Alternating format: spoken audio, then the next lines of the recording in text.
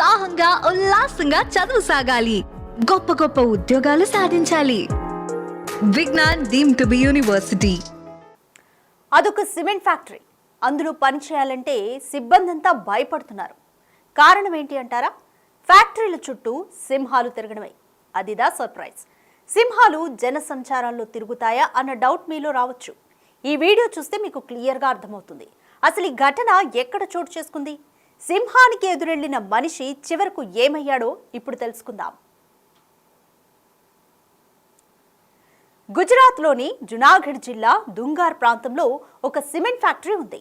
ఆ factory gate బయట వాచ్మెన్ల కంటే సింహాలే ఎక్కువగా కాపలా కాస్తున్నాయనే చెప్పాలి.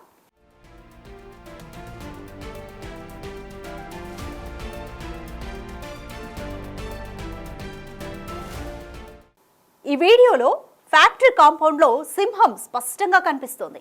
దాన్ని ముందుగా గమనించని ఫ్యాక్టరీ సిబ్బంది గేటు బయటకు వెళ్ళాడు. గేటు బయటకు అడుగుపెట్టిన క్షణాల్లోనే పెద్ద అరుపులు వినిపించాయి. సింహాన్ని కొన్ని అడుగుల దూరంలో చూసిన ఆ ఫ్యాక్టరీ సిబ్బందికి గుండె ఆగినంత పనై ఉంటుంది. దెబ్బకు పరిగెత్తుకుంటూ ఫ్యాక్టరీ లోపలికి వచ్చేశాడు.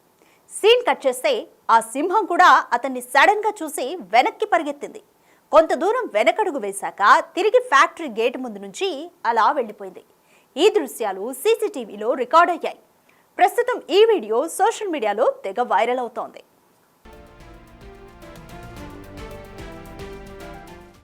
గత కొన్ని రోజులుగా ఈ సిమెంట్ ఫ్యాక్టరీ పరిసరాల్లో సింహాలు సంచరిస్తున్నాయి.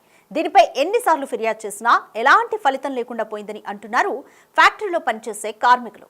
ఆధార్ సిమెంట్ ఫ్యాక్టరీ అటవీ ప్రాంతంలో ఉండడంతో రాత్రి వేళల్లో సింహాలు సంచరిస్తూ ఉంటాయని అధికారులు చెబుతున్నారు. దీనిపై ఫ్యాక్టరీ యజమాని సాగర్ కొటేచా కూడా స్పందించారు. ఇలాంటి ఘటనలు సాధారణంగా జరుగుతూనే ఉంటాయని, రాత్రి వేళల్లో సింహాలు ఎక్కువగా సంచరిస్తూ ఉంటాయని అంటున్నారు.